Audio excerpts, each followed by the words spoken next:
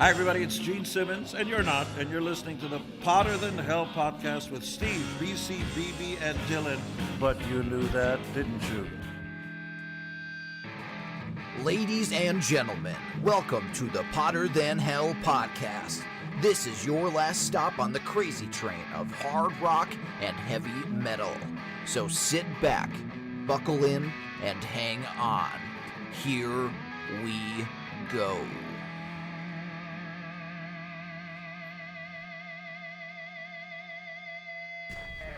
Hello, Potter Than Hellions. Welcome back to the Potter Than Hell podcast. This is Steve, your host. I'm joined this week by PC and BB. On the keyboards this evening is Dylan. And we have our returning, I won't say guest host, but our returning guest, Joe Mangieri, to sit in with us today. How are you, my friend? Not too bad. How's everybody? We are good. Thank you for hanging with us again here, Joe. It's always cool pleasure. having Joe. Actually, last time we recorded with Joe here, Dylan was not here. I was the keyboard player. Not, no. And that episode came out fucking fantastic. What, because I wasn't there? Well, it was me on the keyboards. They had that extra special. I thought it was okay. I thought it was a great editing. He's gone. Yeah. It had the extra long edit for Dylan to do.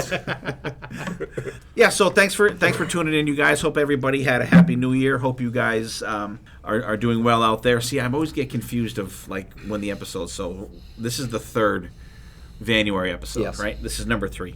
So last week we did the riffs with Peter Cesare. Pete, thanks for coming on. Always fun having you on here, which is excellent. And while I am thinking of last week's episode, but I really mean the episode before that, we had a couple people send in their lists of songs. By the way, Steve Vargo, his comment was, BC has the best list. Great episode. These are my top 15. BC, who literally sent it in. He wasn't even at the episode, Yeah. so. Literally. But it's all day. Okay, here I'll go from 15 to 1 from Steve Vargo. I'll wait. Somebody get me a doctor. DOA. Mean Street. Take Your Whiskey Home. On Fire. Sinner's Swing. Top Jimmy. Hang 'Em High. Light Up the Sky. Atomic Punk. Dirty Movies. Hot for Teacher. Ain't Talking About Love. Bottoms Up. Awesome list. And Jeff Gauss also gave us a list. He has All Fucked Up. Judgment Day. 5150, Mean Street, Atomic Punk, DOA, Hang 'Em High, On Fire, Romeo Delight, Drop Dead Legs, House of Pain, Hear About It Later, Out of Love, again, The Full Bug, In a Simple Rhyme, and he said Happy New Year, and Happy New Year to you as well. Brad Rustoven sent in his 2. He said, edited due to blatant oversight. I thought the Black Swan album was, this is his redo of the last year's one. So he has Power Up, The Struts, AC/DC Power Up, The Struts, Strange Days, Casanova's Reptilian Overlord, Kings of Dust, self-titled. That is a really good album, too. That's from Kings of Dust. Greg Chasin, his band now. He was the guy from Badlands, right? Who's he chasing? Yeah, Dylan. Greg. Black Swan, he's got Shake the World, Armored Saint, Punching the Sky, Vandenberg 2020. I've been hearing good things about that album. I'm a little afraid because I think Vandenberg back in the day was way overrated. I think they kind of sucked. I did hear something good about that too. I may check that out. House of Lords, New World, New Eyes, Ozzy Osbourne, Ordinary Man, Enough's Enough, Brainwashed Generation. I haven't got a chance to check that one out either. Honorary mentions are the Rock and Roll Residency EP, self-titled, which that is very good too. The Swear, the Clinic in the Sane. And that one I don't know what it is. Here's the releases he's looking forward to next year. Because BC asked me what was coming out this year, and I drew a total blank. So except Dead Daisies, Greta Van Fleet, Kickin' Valentina, Like Machines. I'm not sure what that one is. Red Voodoo and Wigwam. Wigwam is like a super group thing too, I think. And I think that's all I have. So guys, thank you for your lists and interacting with us. It's awesome. And once again, Pete Cesare, thank you for coming on with us last week. We had a great time. Always cool having your insights on stuff. And like we said, I think actually this is the first time we've all 4 been together in a while. It is. Yeah. Because we've all been working extra shifts and relieving one another when we're podcasting and shit. So Happy New Year, guys. Yeah, Happy New Year. All right. Hey. I'll say cheers with my iced tea because I can't drink right now. Aluminum cans. I have my Yeti cup. with my iced tea in it. Not Long Island either. Because BB, you were here for the riffs one, right? Yes. And because BB texted me that day, he's like, "Yeah, I like it's tough describing a riff. You know what I mean? It's a kind of a tough subject." And I think Pete said it that like, has he really even maybe ever played anything the same way twice? Because there's always little nuances thrown in and everything like that. And I think that's one of the great things about Eddie Van Halen, that he was just so prolific throwing stuff out there and just little different things in each and every time. But it was a fun episode and talked a lot about a lot of cranking riffs. And like I said, I talked about ones I didn't talk about on my 15 list, but it was a really cool episode to do. And we are 1 week out, from 2 weeks out as you guys are listening to this, 1 week out from the KISS live stream for New Year's Eve. Did anybody check it out? I did. I did not. No? BC? No? Joe? No? I worked, so. Okay. Here, I could pull up the set list real quick if you want me Okay. to. Yeah, go ahead. Okay, so KISS playing at the Atlantis in the United Arab Emirates. Their set list was, and don't expect too many shockers, but Detroit Rock City, Shout It Out Loud, Deuce, Say Yeah, I Love It Loud, Heaven's on Fire, Whoa Whoa, Tears Are Falling, War Machine, Lick It Up with elements of Won't Get Fooled Again, Calling Dr. Love, 100,000 Years. They did change the lyric of from Must Have Been a Bitch While I Was Gone to Must Have Been a Trip While I Was Gone. But he did say bitch in the last Oh, did he? in the It last slipped. one. Uh-oh. Yeah. Cold Gin, God of Thunder, changed the lyrics to I Was Born with a Fever and will slowly rob you of your sacred gold Sacred Gold. instead of Virgin Soul. I'm assuming that they changed those because of Yeah, being because in of Yeah. And they the weren't place they he were wasn't in. allowed to do the blood either. Yeah. Really? Psycho Yeah. Circus, Blood. Parasite, Love Gun, I Was Made for Loving You, Black Diamond to end the main set. The encore was Beth, Strutter. It was added to the last minute to help have the set line up with the countdown a little better. Do You Love Me? And then ending with Rock and Roll All Night. And the show actually broke 2 Guinness World Records. One for the most flames ignited simultaneously in concert. And there was another one, I think it was the highest length of the flames in Something like that, in a yeah. live concert. I did see a picture too. Well, I watched it. I had to watch it later because I actually was working the day that it came out. It was cool. I mean, the effects and stage was cool as fuck. I mean, friggin' fantastic. And the set list was no surprises, I thought. But I think for the most part, I think Paul was singing, I think. There was one part where it was kind of blatant, I think, where he wasn't when he was either...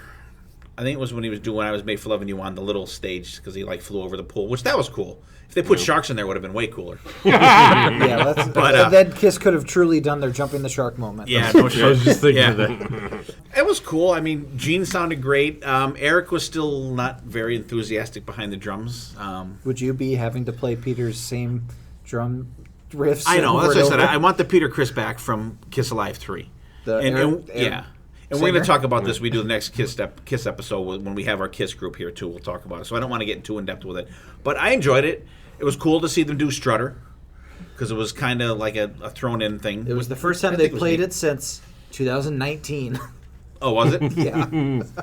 So So there's your Really? I gift. wonder when they Yeah. played that. sometime I did 2019. see the bass drum had the little. The Neil Peart thing on Neil it. Peart thing, thing. yeah. Oh, that's a And nice there was little also a tribute. Kobe Yeah. Bryant thing on there, too. Oh, cool. Oh, there was. Yeah. Nice It little was on the tribute. other Didn't side. notice. And I thought it was stupid though when the Guinness Book of the World's Record guy came out. I thought that was They just have to so do that. That's fucking part of stupid. the. That's part of the. I'm sure it things was in order part to- of the thing. But I guess I had heard about it, but I didn't see it till it came out because I got one of the replays that the timing in the beginning was all fucked up. They didn't do the then Yeah. all right, Dubai. Like when they literally started showing them, they were like halfway down out of the ceiling during Detroit Rock City. So Yeah. you didn't get the all right, Dubai.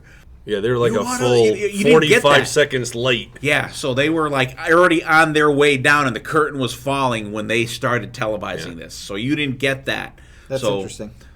something fucked up in the beginning there. So I hope when they do the the DVD or whatever that you're going to be able to get that. You're during the solo part of Detroit Rock City. It just starts. No, immediately. not quite. But like you could like you didn't get that. How You're in the you get that DVD. hum and You're already- everything like it's that. already in there. And I didn't watch they had like an hour of stuff. It was pretty much like an hour long commercial about going to Dubai. Well, Yeah. But it was probably part of the contract, so I didn't see any of it. But just listening to Similar to when WWE actually- went to Saudi Arabia. Pete and Vinny from the I Love It Loudcast did a live thing while they were watching and talking, and Tom and That's cool, Zeus, like a Tom commentary? and Zeus and Murph did that Murph as well did for the the same Shout It thing. Out Loudcast. So if you guys want to check out a couple of different points of view, check out their shows. They have they're two different podcasts watching the Kiss show live and recording it, which was cool. I've listened to the Tom and Zeus one all the way through, and I'm about 3/4 of the way through Vinny and Pete's. And Vinny and Pete, thank you so much for the nice words about us guys and about me. I really appreciate it. And Pete, the album you were trying to think about, the thrash album, was Exodus, Atrocity Exhibition B.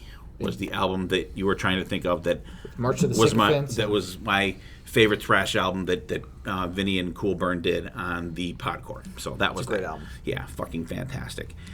And I want Rob Dukes back in fucking Exodus. He was really good. Yeah, that was fucking great album. All right, and first, death of a rock guy for us so far this year is Yep. Alexi Leo. I believe that's how you Leho, that Children of from Bodom. Children of Bodom, passed away the other day from when we're recording. We're recording on the 6th of January, by the way. Passed away. It didn't say from what or whatever, but the one thing said that he had been sick and had health problems. So I don't know what that was about. And but sad. I mean, this guy ripped it up. I mean, was he good. fucking. I don't know if you guys out there have checked it out. Grinding, right? Rocking shit. Me and BB Yeah. almost lost our life. Yeah, that's where those almost got killed, and then I think the was three of awesome. us, we saw them when they opened up for Megadeth, Yeah. and that was At the down at the Sands. Sands, yeah. So it was Megadeth, Children of Bodom, it was Suicidal Tendencies, Suicidal and Tendencies. Havoc. Yeah, Havoc was the other Yeah. one. So that was It was a good fucking set show. list. It was a really good Yeah, show. and Children of Bodom They were fucking great. kicked ass. Yeah. So that's sad because he was actually that band had broken up and he was putting out a band called Bodom After Midnight is what the new thing he was going to have coming out. So we'll never get to see what that is unless they recorded stuff and they'll put it out. It looks like there were a few songs that were recorded and they're going to be published posthumously. Well, that's cool. I'd like to hear them. That'd be cool. Yeah. So that sucks that happened. So before we get into our Van Halen albums episode, let's do what we're listening to. And Dylan, how about you? What do you got going? Funnily enough, we heard Indians in the Car from Anthrax, and I had been listening to Kings Among Scotland, their live album that was released back in 2018, the other day, because I just love Anthrax. They're such a hard, heavy band, and they have such a good energy live, and I hope we could see them again, this time with Frankie Bello and Charlie Benante, since they were grieving a family member when we had seen them at the Croc Rock. So we ended up seeing Joey Vera play bass, and then the drummer from Testament. yeah. So, which they were fantastic as They well, were. but it would have been nice to see the uncle and nephew Yeah. playing together. But Kings Among Scotland, really great album. And actually, the album cover is a reference to Rock and Roll Over. Rock and Roll Over. Yep. All right, BB, what do you got going? I was setting up one of the kids' TVs they got for Christmas in their room, and just to make sure it was working, I pushed like the Roku TV button, and there's like a whole thing on there you can actually watch free concerts. So one of the concerts was Whitesnake Made in Japan. So I kind of watched that, and I played it the other day. Just a great concert with Reb Beach and Doug Aldridge Aldridge, that right. we already talked about, dueling it back and forth. Fantastic set list. A lot of Forevermore. I think that was the album that they were touring for. But a lot of ones that you don't expect, and a couple easy closers. But a great show. Yeah, that's Slow a live and album easy too. closers. Slow and Easy was Probably not in there. Probably not. Was I not don't think they've closed with that. I mean, That's I was usually making a reference. No, I know. Making a joke. aware of and that, then- Dylan. The two they closed with is Here I Go Again and Still the Night. No, okay. But they open up with One out of Best two of Years, that. so We Best could've Years left. is fantastic. I mean, I could have left. great. I could have left during the. entire Speaking of concert. Whitesnake, you may be hearing from them in a couple weeks. Here's a song for you. Here's a band for you. Here's a podcast for you.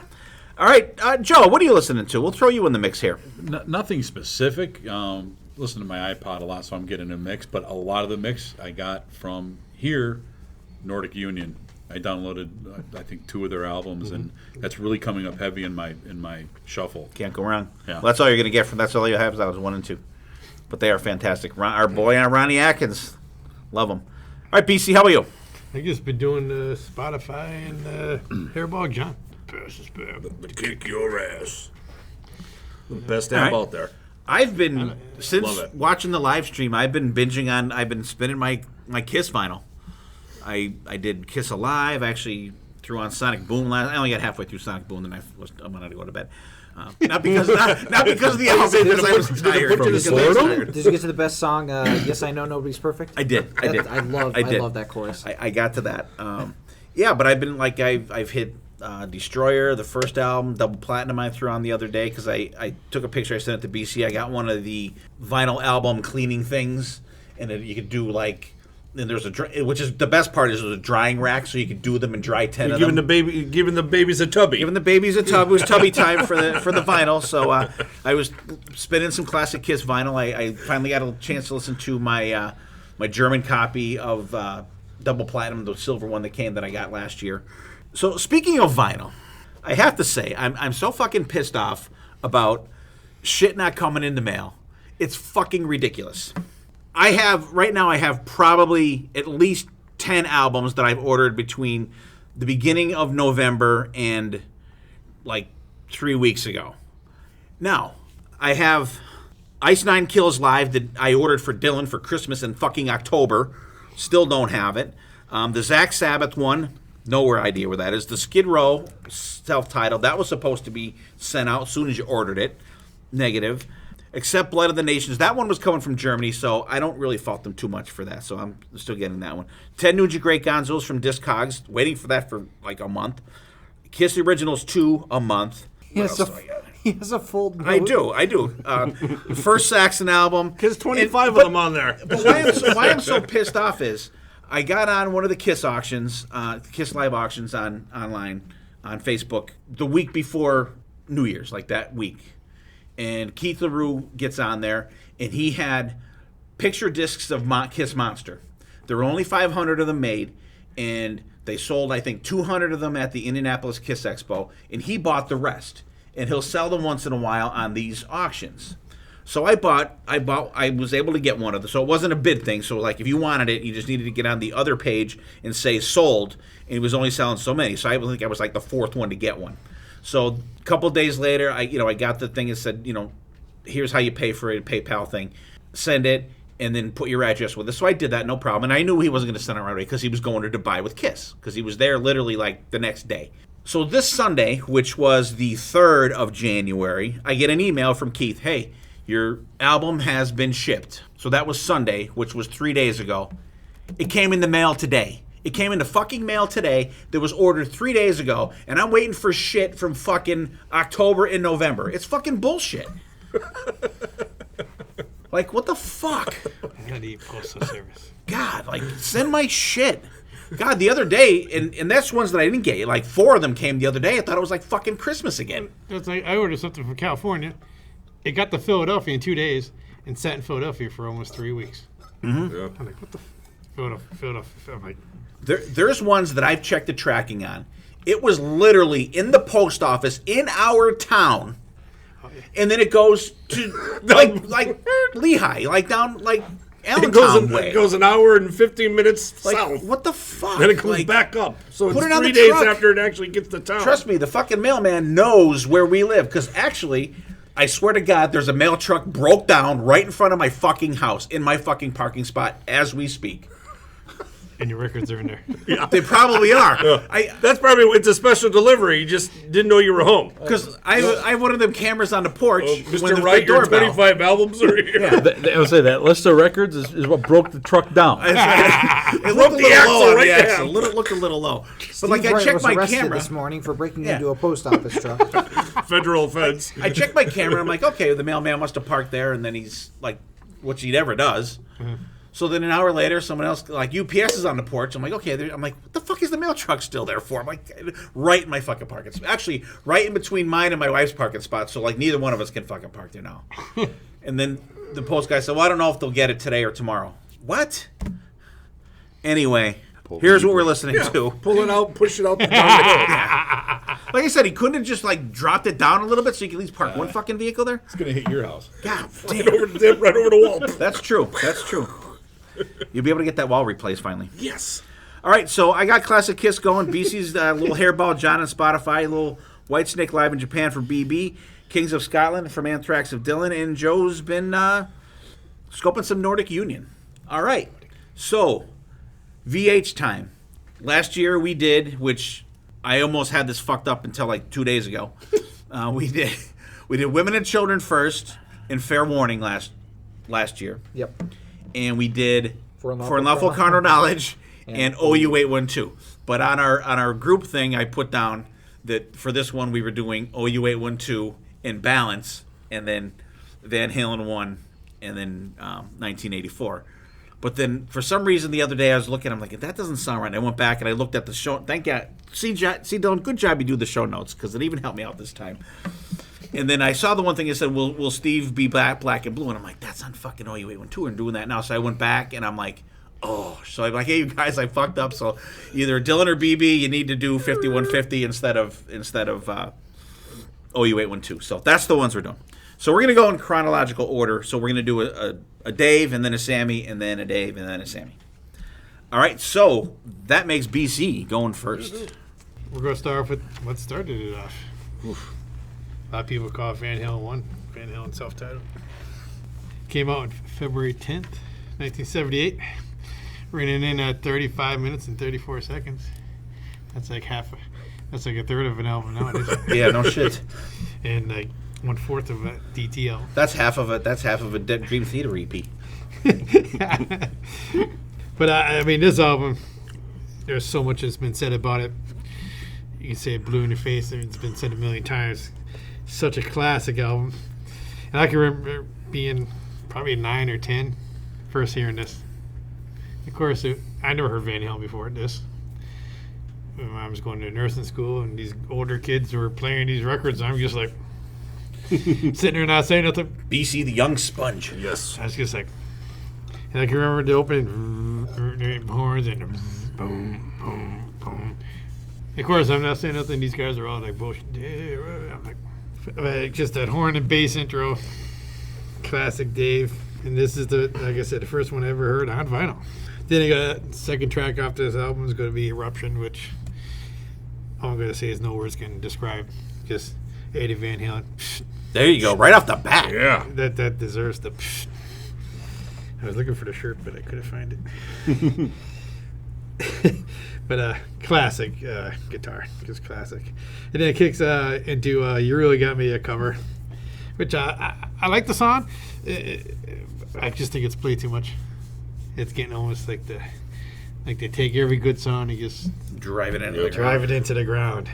But anyways, classic. And I mean, just next track is "Ain't Talking About Love." To me, is just that classic Eddie Van Halen style playing. Like Steve said before, just every song, you know it's him, but every song sounds, the guitar is just being played a little bit different. Even if he has a different tone, you still know it's him. You still know it's him, but I mean, the opening riff, and it's got Steve's favorite.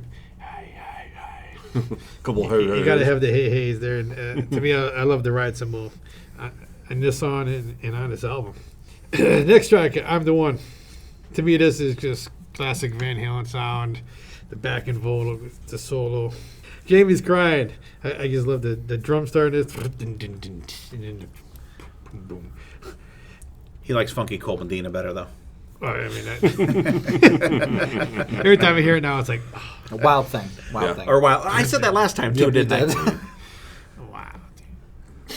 Maybe I like Funky Colbandina. Yeah, maybe. Yeah. You're thinking about the Funky Comedian. But not too bad. It's overall a decent tune on it.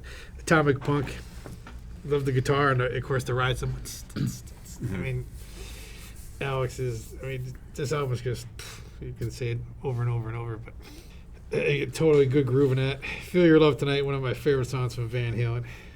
Love the lyrics on it, and I've heard about other people, but only Dave does the Dave lyrics. Sorry for your Sammy fans out there, but Dave's the man when it comes to this. True. And of course, the back and vocals in that. "Little Dreamer." I like the opening riff. I love the tone of Dave's vocals in this song. Do you consider that a ballad? No. Does Mid-tempo. anybody consider that a ballad? Not really. I think it's more mid-tempo. It's mid-tempo. It's definitely not like, especially compared to the songs they would have later in That the are catalog. ballads, yeah. I wouldn't say it's a. Oh God, no. Back in the 70s? I don't think so. They got me off. Sorry. Stop messing up his mode. Then we go to the Ice Cream Man. So we got a little bit of spoken Dave in this track. He was one of the ladies. And it just, I guess, when it kicks in, it's just a foot stomper. And a lot of these songs in this album, when the guitar solo is the bass, listen to the bass in the background. Michael Anthony is just so underrated. And of course, he's being dwarfed by Eddie Van Halen, the band. So, but you sit there and relax and just listen to the bass line behind the solo. It's fabulous. The rhythm section. Fabulous. And then we're going to finish off the classic album with On Fire, which ripping guitars in the song. The high-pitched Dave, "You're on fire." And again, listen to the solo and then listen to the bass in the background. It's almost like dual solos. And this album reached number 19 on the top Billboard 200. It sold over 10 million copies in the U.S. alone. 410 out of the 500 greatest albums of all time. I think that's kind of way back. But Way back. And Rolling Stone listed 27 of the top 100 best debuts. What number? 27. Jesus They're Christ. probably the fucking mamas and papas first. It's Rolling Stone, though, so you got to take that into consideration. And this album is, to this day, one of two of Van Halen's best-selling albums between this one and 1984, believe it or not. Wow, both Dave albums. Interesting. That's a shot over the bow. Somebody give me a shot. So, to me, this album is just iconic. If you listen to this kind of music, it has to be in your collection. And BB, what do you think? Yeah, this is a great album. If our listeners have not heard this album before, they're living under a rock. A boulder. Yeah, I don't even know why they're breathing, but I love this album. This album's great, and it just tested like 1978. Like you can still put this on, and from front to back, every song fucking kicks ass. It stands the test of time. And it's surprising that it's like so low in like certain. Like I put this head to head with like Back in Black. Honestly, this is as good as Back in Black is easily with the guitar work on this. Like I'm the one like heavy as fuck, and it's not like even like the best song on here. Like of course like you talk about Love Is There is probably the one, or You Really Got Me, or the two that really carry the album. Maybe even Running with the Devil, but. Atomic Punk, the way he scratches that, the beginning, he just, like, that's just freaking mind-blowing, like, way before anybody's time. This album just fucking fantastic, and it's, like I said, it's stood the test of time, and it's their first one out of the gate. Go back to 1978 and see what else has came up. That's why I can't believe when you said it was only 19. It was the 19th album in 1978. I'm like, what the fuck? No, it reached 19 on the Billboard chart. 200, top 200 back then. So it was charted at this 19th spot in 1978. Is that what you mean? I guess that's the way God, I like, read what's it. Highest, yeah. Like what the fuck is But out then- there in 1978 that's better than this? The greatest albums of all time. It came Fucking greatest hits of Earth, Wind, and Fire? Albums Like of all what? time. It But came it out goes diamond in America. So here's some albums that came out in 1978 as well. From the Inside from Alice Cooper, Stained Class from Judas Priest, Road to Ruin by the Ramones, Long Live Rock and Roll from Rainbow, Don't Look Back from Boston, Pieces of Eight from Styx, Who Are You from The Who, The Cars debut album, Heaven Tonight from Cheap Trick. The Cars probably gave it a run for its money because that had a lot of, plus Double Vision from Foreigner came out. And you think all these bands are pretty much already Hemispheres. out there. They're They're established established bands by then. These guys are right out of the Stranger gate. in Town from Bob Seger. Yeah. Elvis So 19 Costello's is a- This Year's Model, Darkness on the Edge of Town, Bruce Springsteen, 19 Some is Girls, a reasonable showing for that time. the Rolling Stones. Really, for, So for all that?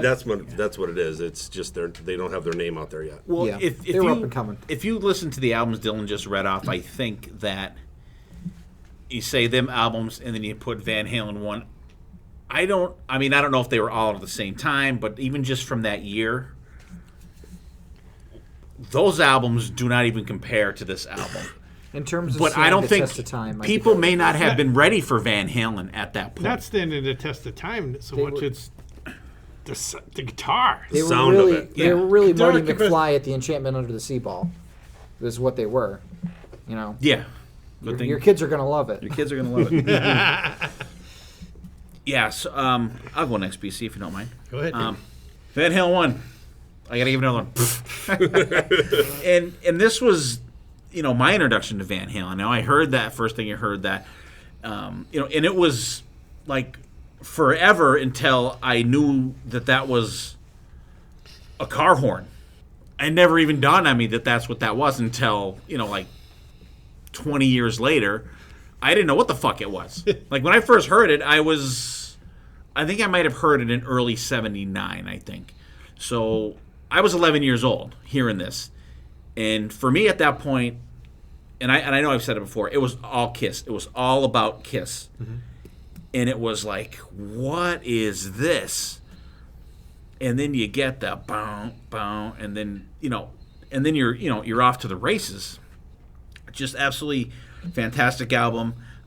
Like you really got me in Eruption. Hard to separate them. Hearing one without the other is strange. Because if you put it on a playlist, you will get just Eruption, and then you will get just You Really Got Me, which sounds weird because you hear Eruption, you're always expecting to hear the na na na na next. But you don't, say like, I don't know, like little guitars that come on next. You're like, ooh, they don't go together. But ain't talking about love. I said that's in my opinion, one of the greatest hard rock songs of all time from any fucking band. Jamie's Crying, I can kind of live without. Overplayed, probably. I prefer it in my hip hop shit. I'm the One is kick ass. Atomic Punk, the scratching is fantastic. Feel Your Love Tonight. And I just my main complaint about this album is I don't know how fucking BB fucking hates Ice Cream Man. That just fucking blows my mind. Out of all 11 songs, that's easily the least. Really? That's what's worse on this album than Ice Cream Man? Little Dreamer. Feel Your Love Tonight. I don't know. Kimmy's great. I don't know. I gotta throw a dig out there to BB. But just and like I said, this was my introduction to Van Halen, so this is like up there for me. Oh, and I forgot to mention it was produced by Ted Templeman that pretty much discovered the band. Mm-hmm. Don't tell Gene that. Don't tell you. For 1995. From Kiss. From Kiss. So, Dylan, what do you think? I mean, what else can you say about the Van Halen debut album that hasn't already been said? It's an album that's been talked to death for good reason because it's fantastic. I think the weakest song is Little Dreamer, and even that is pretty good. It just has so much character to it for a band coming right out of the gate. It has the confidence of a band that's been operating for years and years, and this is like their fifth album, but it's their first, and it just blows your mind that that's the case. And I mean, Michael Anthony's harmonies are fantastic. That's very underrated in the album, I think. Just they're operating on all cylinders. They know how to play it. They know how to gel together, and it just, if you showed it to somebody and said, "Oh, what Van Halen songs do you know from this album?" they would know 99% of the songs on the album because they're some of their most popular songs. And the fact that they got really big because of a cover is and then survived that, because usually if you get big from a cover, You're done. You're just known for that. But like the fact that they were able to bring it up and reinvent it and then get other hits that were their own, it shows how good of a band they are. Because you think of like Alien Ant Farm, what song do you know them for? Smooth Criminal, yeah, they're covering Smooth Criminal. Yeah, Like you don't know them for tear in my their head, but I Just Like the Movie song. You know them from the cover. Same thing with Goldfinger. You know them for their cover of 99 Red Balloons. So it's really great that they were able to. I mean, it's no wonder they were able to keep it going because their material was fantastic. And Ice Cream Man is a good song. You're wrong, BB. And that's the danger of releasing a cover first too. You could get typecast. You're taking a Shoehorned in. chance doing that. What do you got to say about that album, Joe? Like I said before we started tonight, that I'm familiar with all of the albums, bits and pieces through time. Not just hits. I know all the songs, but not in album order. Like I couldn't tell you what the albums are, but looking at it and knowing what they are now, the BB, like you said. There you go. There's a lot of there's something. Yes. All right. So BC. Oh, I screwed that up. I said BB. That's all right. We always he's usually getting blamed for something. We're anyways. like evil I twins. kept it in alphabetical order. Yeah. One of the killer bees. All right, so what we're going to do, like I said before, is we're going to do a Dave and then a Sammy. So the first Sammy up is from Dylan. Yes, right? it is. It's the very first Sammy album for Van Halen. Was 5150. Of course, that is the code for a mentally disturbed person in the state of California. It was released in March of 24th of 1986, 2 years after their last album with Dave. Of course, they were not quite sure what they wanted to do going forward. They were actually putting together, maybe going to do a revolving list of singers for this album. But then they gelled so well with Sammy Hagar that they decided to just have him in the band. That's how we got fucked out of Mitch Malloy. Yeah, we could have had Mitch Malloy. Isn't that sad?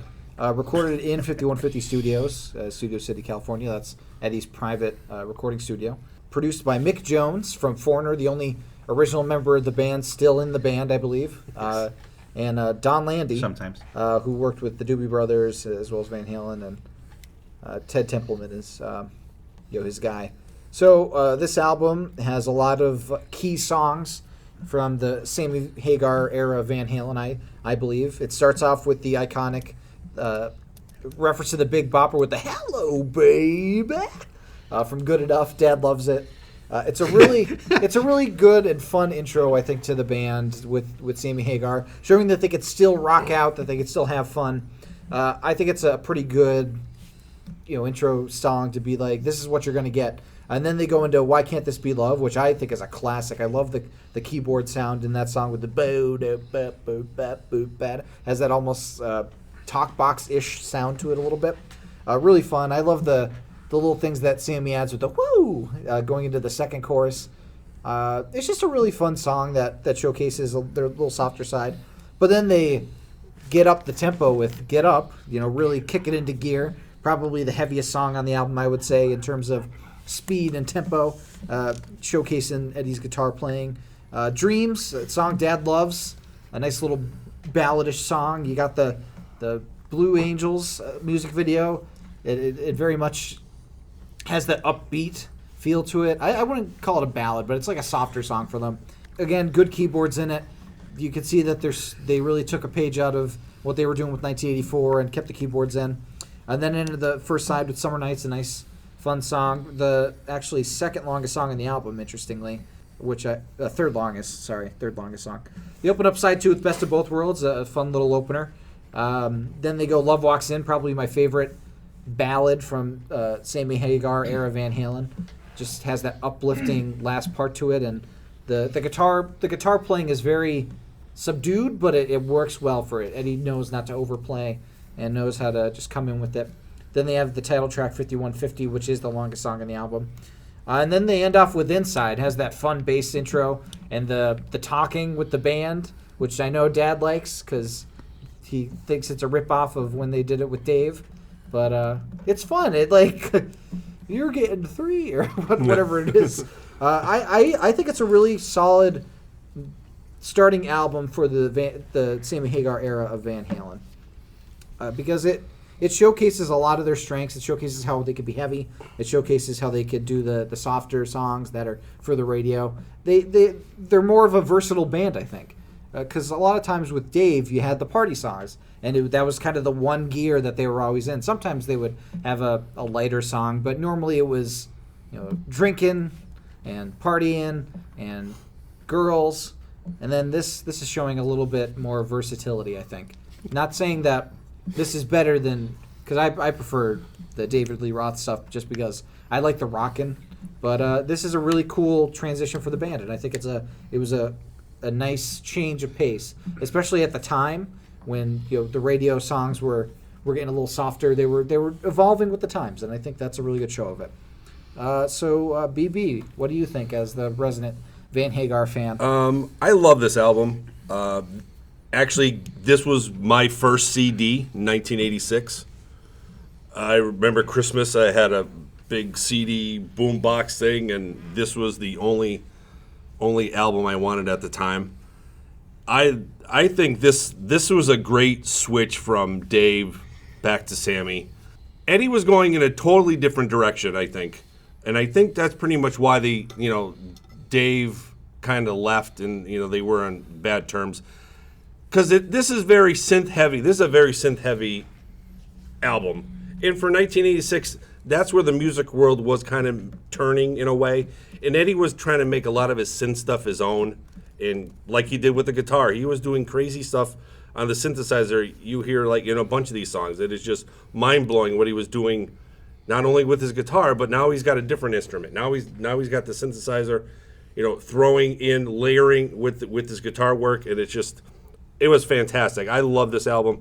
Good Enough, I think it's a great opening. When he says "Hello, baby," it's kind of like, I don't know if it's true, but I know back in the day it was he was kind of making fun of David Lee Roth when he said "Hello, baby," because doesn't Dave's album Yankee Rose? How does Yankee Rose start? Does Dave start Yankee Rose different? David, where are you? I remember reading something somewhere. Yeah, I think he was. This was like a throw, a little left hook to Dave. But Good Enough's a great opener. It's one of the faster, heavier tunes on this album. Why Can't This Be Love? Great radio hit. Get Out There. Dylan, you said Get Up. Fantastic, heavy, another heavy one. Dreams, very radio friendly. This is very synth heavy song. This is where Eddie wanted to go, and this is probably one of their biggest Sammy hits. Right out of the gate, the fourth song on the debut album. It's probably one of their easily their higher ranked Sammy songs. Summer Nights, I love this song. I've said this time and time again. Just reminds me of summer hanging out, drinking in the woods. Best of Both Worlds, another great tune. And more layered guitar and synthesizer on this. Love Walks In, Sammy said it's about aliens. I don't know why. 5150, great riffs in this song. More fantastic guitar work. And I don't understand the Inside song. I don't know if it's a great closer. I don't know if it fits. It's just kind of I don't know if it's an album filler to fill the side. It's just weird. It's different. I like the fast-paced vocals from Sammy. In it, he really pushes his vocal range at times in that song, which I really enjoy, and I love that bass line. Yeah, the bass is amazing on this. I don't know. It doesn't fit. It's different, but different is good because you don't want the same shit over and over and over again. But I love this album, and I can't say enough about it. Yeah. Me? Yeah, go ahead, Dad. All right. 5150. I love the Wikipedia page pronounced 5150. Well, it could be 5150, But if you ask Alexa, she says 5,150. Yeah. Oh, really? If you say play Van Halen 5150, you said I can't find that. I could play Van Halen 5,150. All right. Yeah, give me that instead. Yeah, I guess I'll listen to that. Whatever. And BB, that he could not have been making fun of Yankee Rose because this came out months before that. Okay. That came out. I'm in going to July. have to That came out in find July. the story. I think Inside they were making. It was, We'll classify it as Inside, I could absolutely Inside, see them yeah. making fun. Yeah. With All right, the Maybe that's what it was. I do not hate this album. I don't. Good Enough. Like I said, I'm not a fan of the Hello. I fucking that just is like tribute to fingernails on the fucking. One of That's the like people someone that died when the day the music died. That's like someone crinkling. He was on the plane. Styrofoam in my ear. But other than that, good opening song. This is the fun version of Van Halen. And on this thing, there's some versions that aren't the fun Van Halen. There's even some cowbell on this song as well. The background vocals are cool. The riff is cool. The solo's excellent. It's got that fast-picking whammy bar shit stuff going on there. I do like the rack of what? Well, some of that. I really like that part. That's cool. Drums are fantastic in this. This album, for me, begins more of the decline of Michael Anthony in the band as a bass player because you don't hear the bass a lot on this album. Like when BC talked about Van Halen. Go to Van Halen 1.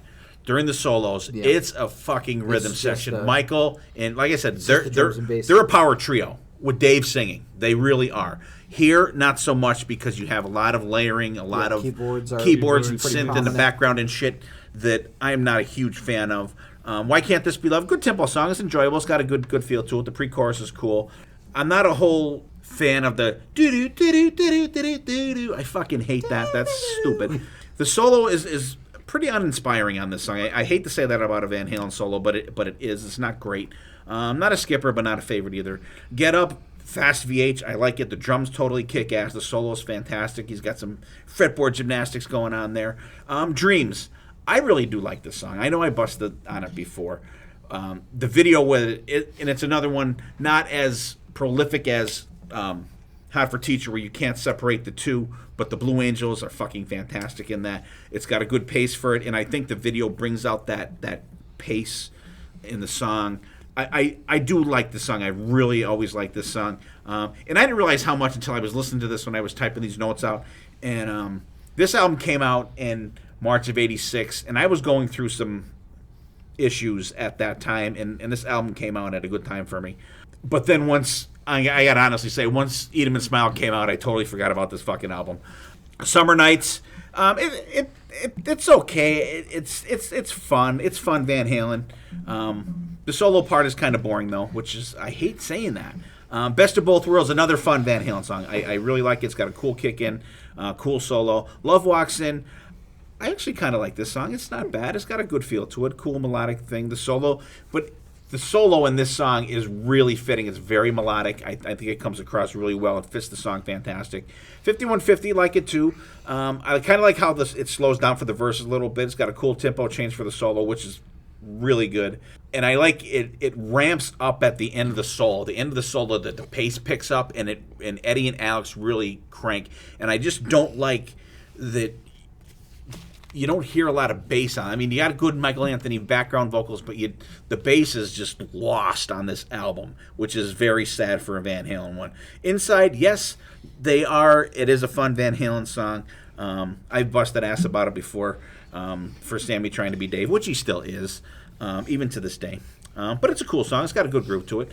I don't mind the album. You know, like I said, it came out at a good time for me. But like I said, when I heard Eat 'Em and Smile, this album just kind of went, go away. I was like a Sonny Pooney throwing it out the window of the car. Not that bad, but it was shelved for a while when Eat 'Em and Smile came out. Backseat. Yeah. Not out the window, just in the backseat. Yeah. Yeah, go ahead, BC. What do you got, BC? Oh, I guess 5150. I mean, I remember this came out. There's no Dave, and I was already hating on this album before it even came out. Which, I mean, fast forward to 2021, and I truly enjoyed this album. I mean, it took a little while. It was a hard pill to swallow when it first happened, but It is. good enough. Like I said, that's a song I can really get behind. Why can't it be love? I don't know. It's just, I don't know. It's because they always play it all the time. It's just Overplayed. I mean, that might be it. That might be what's killing it. Get Up. I love that song. Get Up. Dreams. Okay. Summer Nights. I really like for drinking as an adult. That's right. Unlike BB Woods. We waited till we were 21, BC. Exactly. Best of Both Worlds. And when did the live DVD come out for this, or VHS? Right after this tour. Live Without a Nap. Yeah. Yeah, that was. I mean, I watched that 100 times. That I was love great. this. That is good. Yeah. That and Kiss Live Uncensored, Animalized Live Uncensored. Those were the two. Those were the two VHS tapes back in the day. Wore the both of them out. DVD. Because they opened up with "There's Only One Way to Rock." How can you fucking go wrong with that? I love that song. Anyways, Best of Both Worlds. It always takes me back to that VHS tape that came up. Mm-hmm. But Love Walks In, not bad for a slower tune. And 5150, good. Inside, I like Inside. I think it's kind of fun. But overall, I mean, this is a good album. I'm not going to go into too much detail because it kind of take away from our stuff. But you saw the writing on the wall, and then this album Where they're headed, and you got to accept it. Looking back at it now, I enjoy this album. It's a good album. Yeah, and the production is way better on this than it is on OU812. The production's terrible on that album. Yeah, very low and it muddy. is. Yeah. And how about our guest? What memories do you have of What dreams do you have with this album? A lot. But Or nightmares. First off, I have to agree with you that it's switching from Dave to Sammy. You know, like you said, party band before. These were the guys that were working in the backyards and in clubs of Los Angeles. Now they've got Sammy for whatever the problems were, and it was a multiple step in musicality that they took a huge leap on, and that's the difference. But as for some of the songs, damn thing closed again. Good Enough. I remember that so well because one of my best friends from home, his name's Ben, had a alarm clock that would play a tape. And he had that thing queued up to the beginning of Good Enough to wake him up every morning cranked. That's great. I think that'd make me hate the song even more. I don't want to. He was a huge Van Halen fan. I remember that. Why Can't This Be Love? You know, again, I know them more individually, but still know the whole album. They're all great. Yeah, absolutely. And that was with Live Without a Net. The one thing I really noticed was great about it.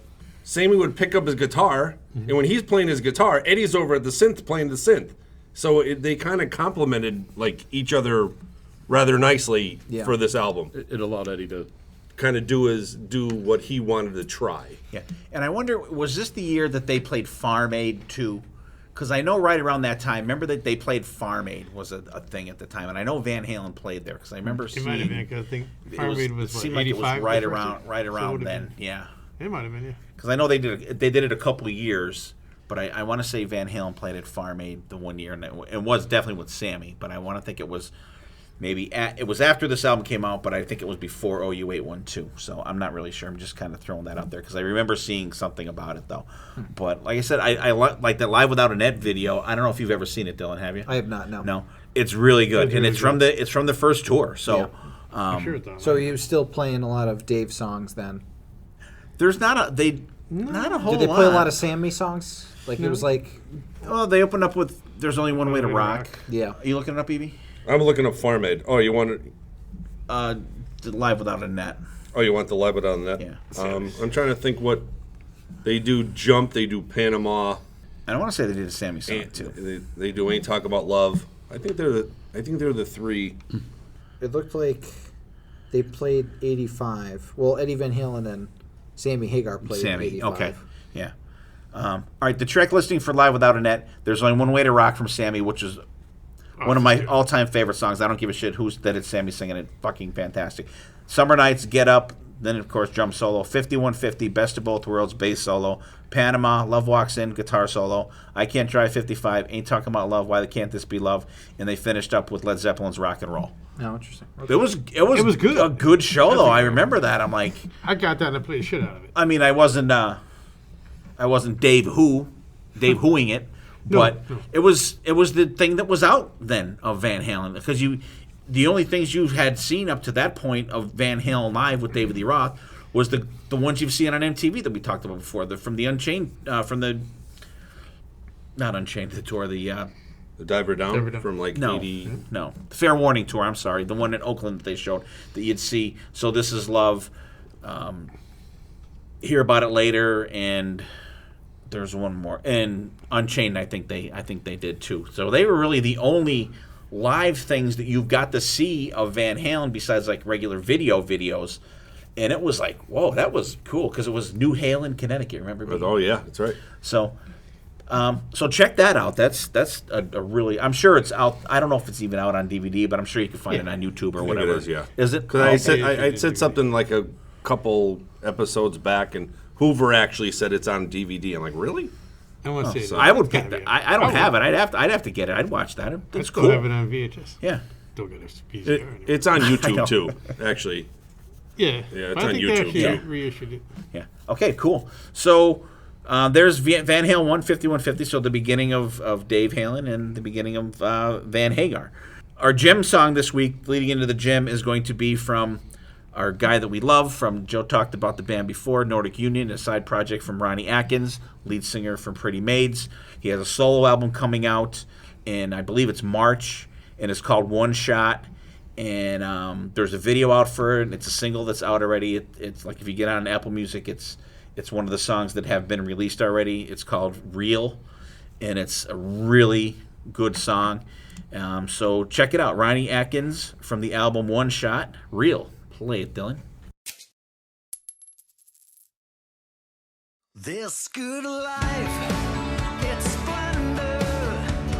Never a chance did I push aside. No, my sense for adventure. Chasing the dream since I was a teen. And my home spent the whole world. I played the cards that was dealt to me. Made my bones pushed over. But I'm still lingering on. And I still fly like an eagle soaring high. It's gotta be real. I don't wanna settle for second. I wanna feel the rush of every breath that I take. And I'm real. What you see will always be what you get. Real, step on the way. In this life, I've been there, done that. I took my fights and my bouts. I was sincere, true to myself, and I'm humble for more I'm allowed. In this life, driven by faith, never lost the fight. From the first breath till the last sigh, every day is a gift, and in the end, wouldn't change a single thing. It's gotta be real. I don't wanna settle for second. I wanna feel the rush of every breath that I take. And I'm real. What you see will always be what you get. Real, step on the way. I lived out loud the fantasies that rock my world. The flame inside of me still burns.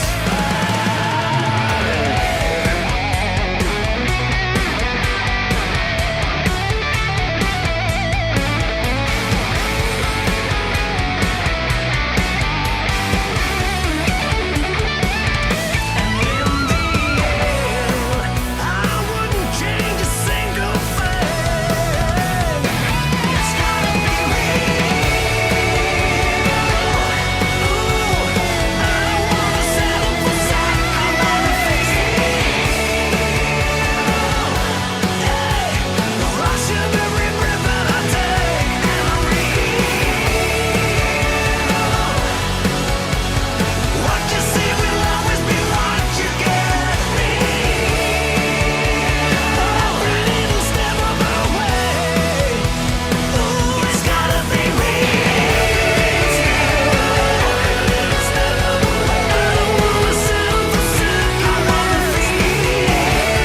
Step on the rush of every breath that I take. And I'm real. What you see will always be what you get. All right, Hidden Gem time, people. Hope you guys enjoyed Real from Ronnie Atkins. The album's coming out in March, I believe, so look for it. And hopefully we can see some new, maybe Nordic Union. Right, Joe? Mm-hmm. And hopefully some new Pretty Maids coming up in 2021 as well. So let's do our Hidden Gems. Joe, let's start with you, our guest this evening. What do you got for us? My hidden gem comes from an album, and I'm not sure I'm saying it right because I don't speak Portuguese, but Saudades de Rock. It's Extreme's 5th album that they put out, and it is King of the Ladies. If you know Extreme, that their background is heavy funk to begin with. They have a new drummer, and Kevin I'm not going to So say you can't that. pronounce that one either. Yep. But real heavy in his drums throughout the whole thing, and then of course Nuno's guitar is great. But the best part of that whole Nuno song, plays on it? yeah, the whole band. The only person that's new is the drummer. What's the name of the band? What's the name? Extreme. It's extreme. Oh, It's the album. There's like people. Like there's like it's like a design, but there's like Yeah, it's- people or something. It was I don't like- think I've ever seen that. Was that 2006 or 2008? 2008. Best part of that Yes. song though is the video. You got to watch the video. It's hysterical because it has these two little kids who steal their dad's keys for a American muscle car. I don't know what it is. I'm not a big car guy, but they do the whole thing where they're on each other's shoulders and picking up chicks in this car, and they go to a party. It's a funny. I know the it's song. I a don't funny, think I've ever funny seen the video. All right, cool. All right, BB. Let's go back to 1993. We already talked about this guy before. Red Beach, ripping it up in 1993. Go back to Winger's album Pull. How about we talk about No Man's Land? Number 8 on the album. Definitely a deep track. Definitely a gem on this album. Heavy as fuck. Love it. Love that. Love this album. This album is carried by Down Incognito. Everybody knows that one. But No Man's Land is so good. Has some great riffs in it. Just a fantastic Winger song, and it just hasn't been out and played yet. So let's pull that out as a gem. All right, I'm gonna go next. I have the 1996 album, "The Voodoo You Love" by who? BC? Rock's Gang. Rock's Gang. Great band from Florida. BC and I actually had some beers with these guys. Individually, I wasn't hanging with BC at the time. He wasn't hanging with me. They were recording up in Simpson, in the town up next to us, and our friend Carl Kennedy was producing their demos for that. Great songs on that album. Daddy's Farm, BC's another theme song for BC. Stone Dead Drunk Again. Hot for Love. What You See. Just a really cool album, and I think a really good follow up to things you've never done before. Oh, good. Just a great band. You can. I don't think I've seen this on vinyl, but I have like the first one you can get. But I don't know if this is even available on vinyl. So it's I don't think so. "The Voodoo You Love" by Rock's Gang from 1996. Call up Carl. Maybe it's in one of the closets up in the house. You never know. Yeah. You never know. It's the first one with Stacy Blades. Yeah. What do you got, Dunn? My hidden gem. First off, I want to thank Joe for bringing in Gary Cherone, since he was the other singer of Van Halen that we're not going to be talking Good about. tie-in. tonight. So that was a really good Thank tie-in. God. Yeah. Even if you didn't mean I to do didn't it. even think about it. He believe it or didn't not. mean to do it. They're the best ones. Can we talk about Extreme 3? Uh, On the next Extreme album, episode. podcast we do. Yeah. My hidden gem is actually from a band that isn't known for heavier songs, but this one song is really cool and really heavy for them. Great guitar work on it. The band's called Paramore. They were very big in the early to mid 2000s, and they're still going.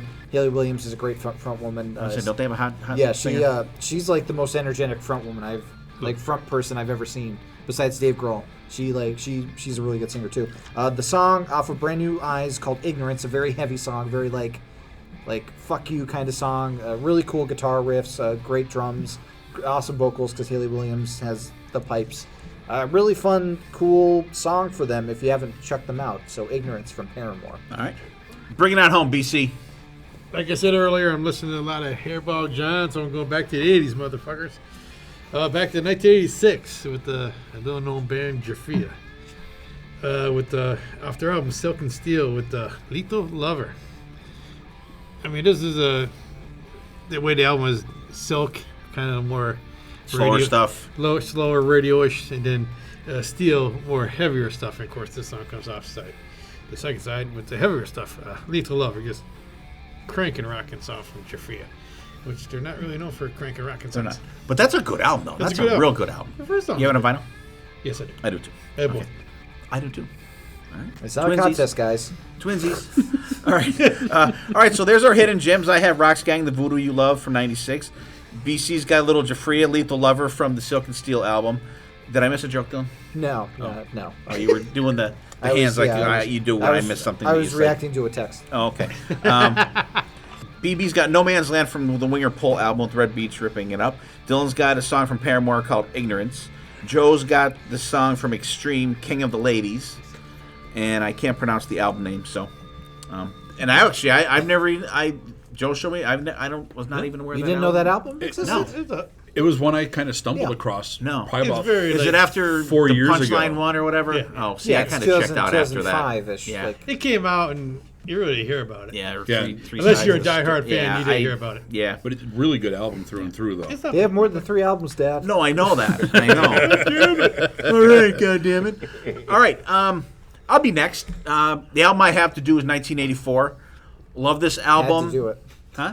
It was such a pain to do it. You had to do it. I know. I just like, damn, it fell Had to to suffer me. through So, it. Came out January 9th of 1984. I was a sophomore in high school. And it worked out good because I got to see Van Halen on this tour, which was fucking fantastic. Autograph opened up for them, by the way. Before they got booted off the tour. The album's 33 minutes and 22 seconds long. And you could start to see, even after this, once they get to 5150, the Van Halen albums start getting longer. Yeah. Not necessarily a good thing. Give me the 3 minute and 31, or give me the 2 minute and 59 second Top Jimmy over one of their 7 minute songs from one of them we talked about. Like, I don't know. Thanks for being specific.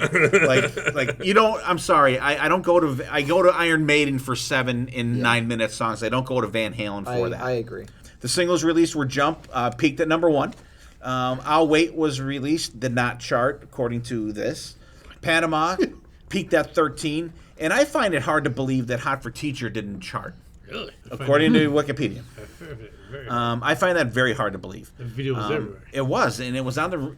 I don't know. I don't know. But No way.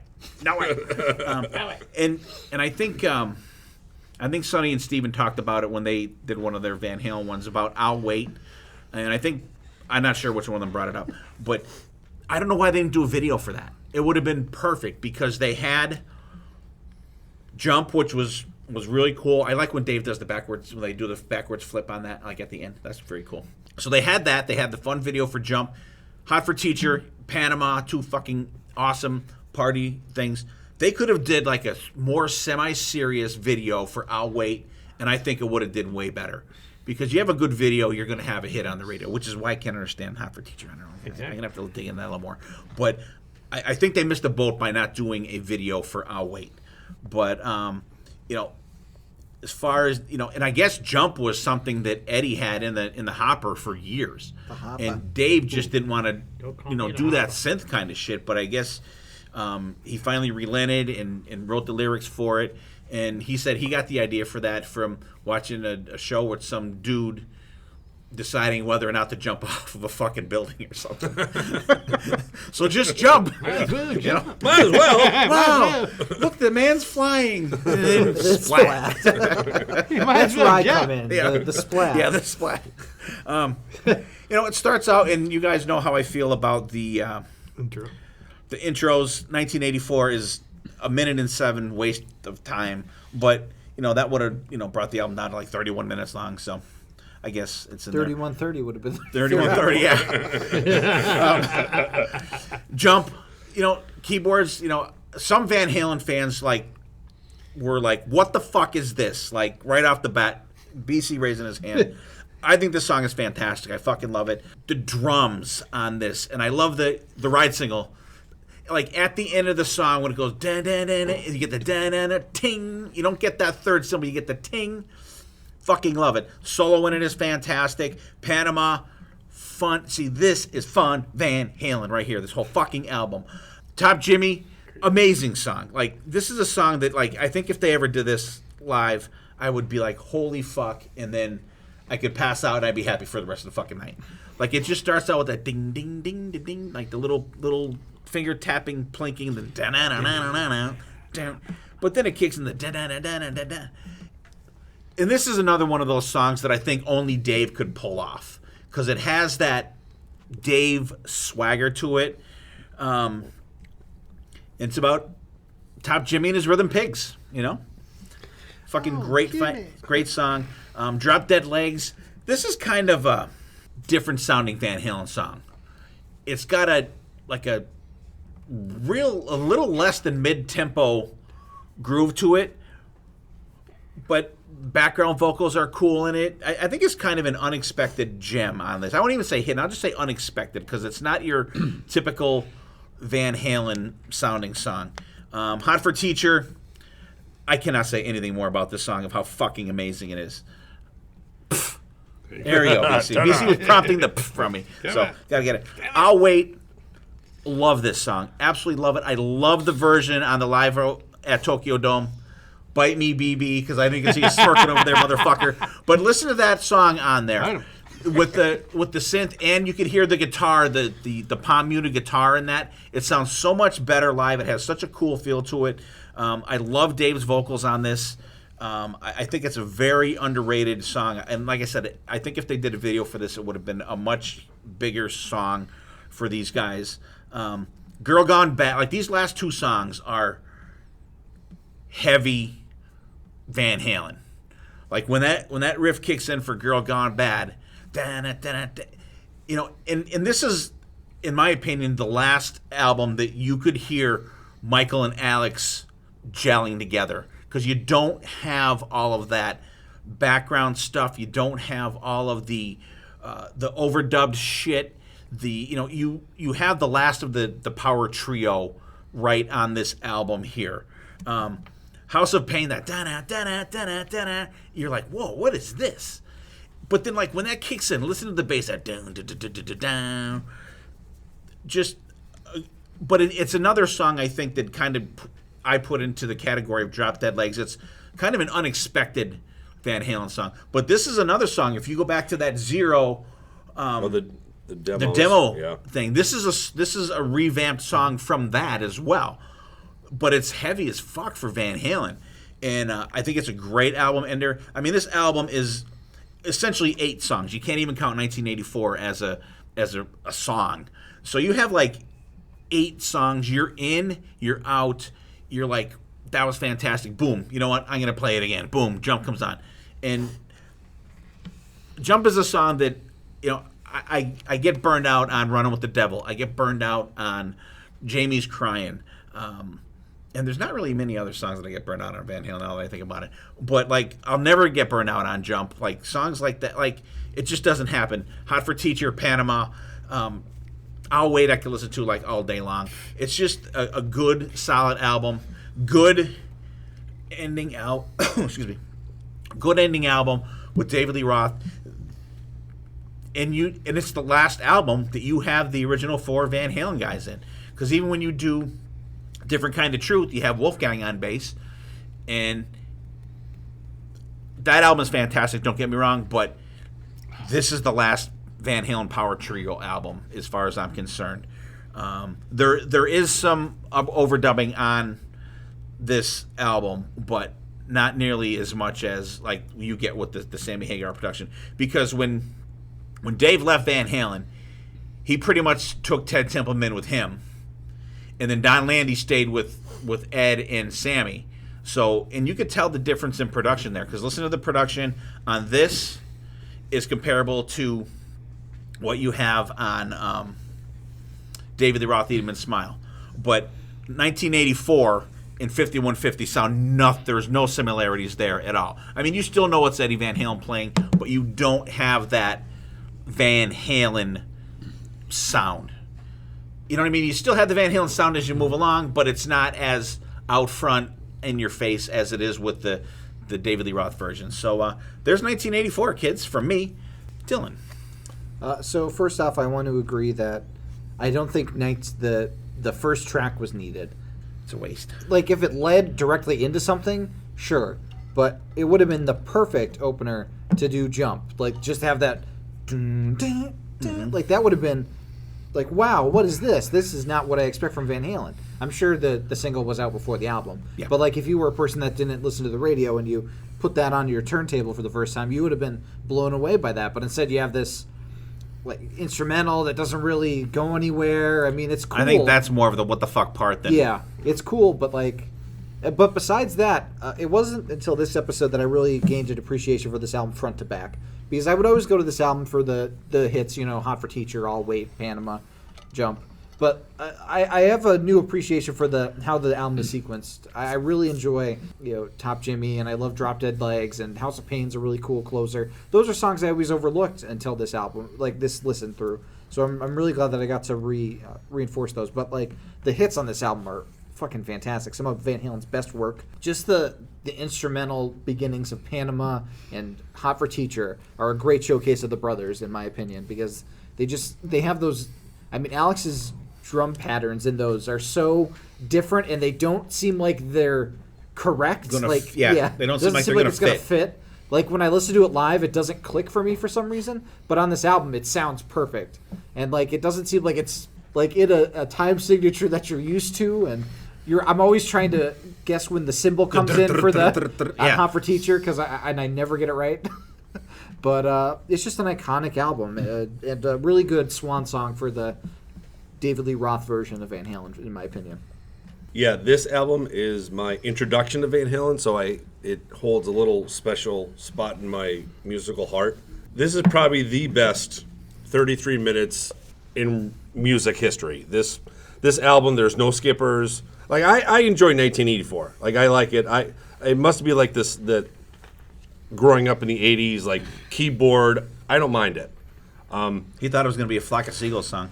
you think of like the 80s, you think of like bright colors and synths and music, and that's pretty much what it was. Great though, and big hair. Fantastic song. We'll throw the big hair for the Flock of Seagulls.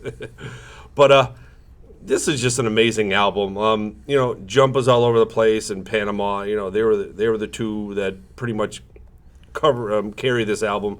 But once you get deep in this album, like Top Jimmy, Girl Gone Bad, House of Pain, they are amazing.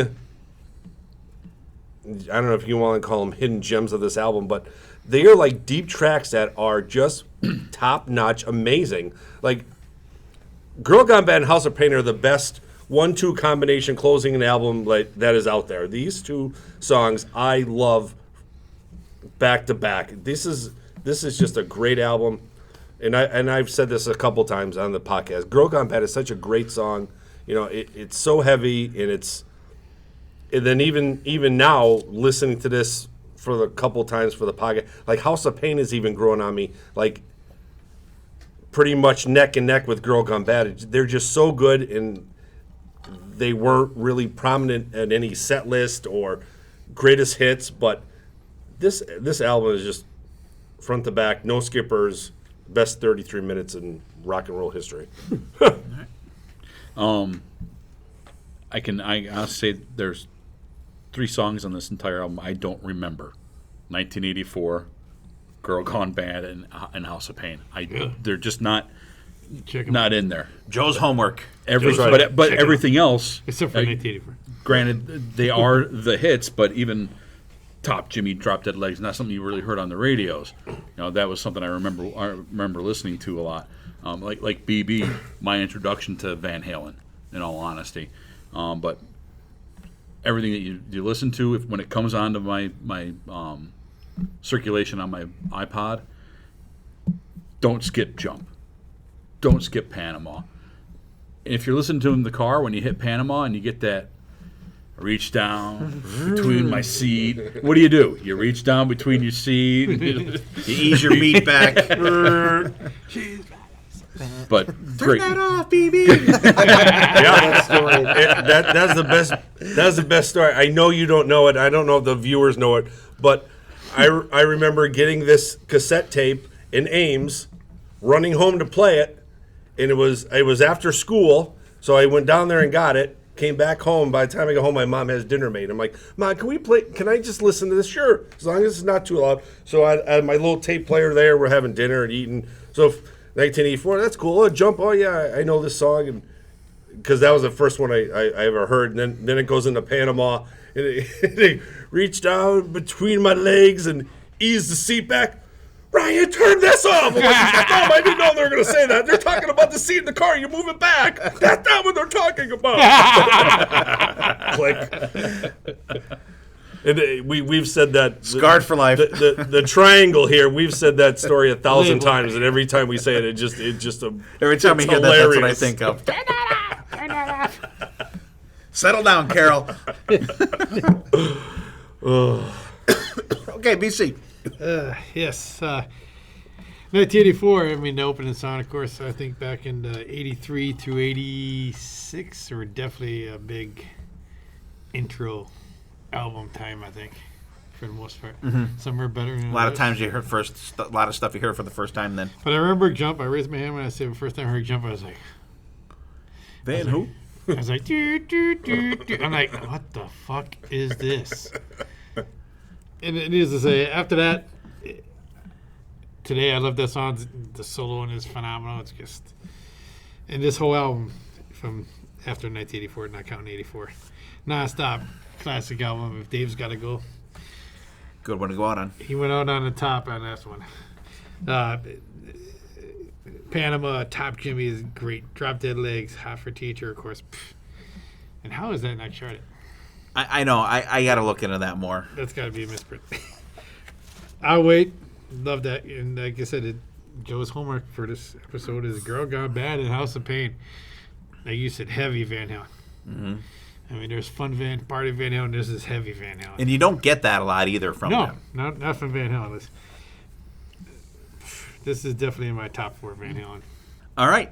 Let's go back to, or skip ahead Wait, to 19, whatever this came out. 95? 95? 95. I just want to say, why did you three guys get amazing albums and I get this fucking boat anchor? Tell us about it. Tell us about it, baby. Okay. Tell us about it. You would have rather I still fucked it up and did OU812 again. Yeah, right? Can we talk about OU2 again? My album is Balance. Released January 24th, 1995. This is Van Halen's 10th studio album. It sold 3 million copies.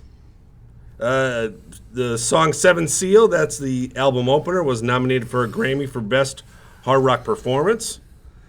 It is a very long 53 minutes and 18 seconds. That's because there's way too many instrumentals on this. They released 5 singles from this album.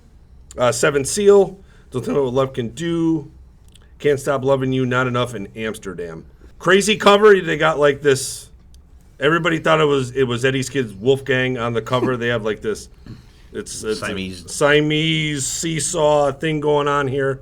Crazy album cover, which kind of correlates with the crazy music that we all had to listen to with this album.